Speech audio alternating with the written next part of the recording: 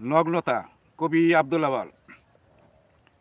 নগ্নতা নারীদের যেন এক নিজস্ব অধিকার, মানুষ আর পশুর মাঝে ব্যবধান নাই তার।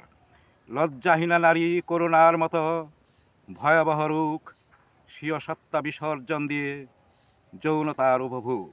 সংবেদনশীল নারী আত্মমর্যাদায় গর্বিত হয়, জগৎ পূজনীয়, সে অতি সাধারণ নারী নয়। মাতৃরূপে হে নারী তুমি ভক্তির অবনীত শির, তোমার ছায়ায় পরিতৃপ্তি লাভ শ্রেষ্ঠ জননীর। কণিকের তরে দেহ প্রসারিণী, থেমে যাবে সব, জীবন সুন্দর সংযমে তাহা কর অনুভব। ব্যয়াপনার শিখরে উঠেছে নারীর নগ্নতা, ঊর্ধ্বলঙ্গ বস্ত্রবিহীন এই বুঝি নারীর ভদ্রতা। পশু পাখি জীব জানোয়ার ওরাও বেঁধেছে জোড়া, অরক্ষিত নারী লজ্জাহীনা কিসের মানুষ তোরা। নারী পুরুষের দাম্পত্য জীবন বিভাজিত আজ, বিশ্বযুদ্ধের রূপ নিয়েছে তাই মানব সমাজ।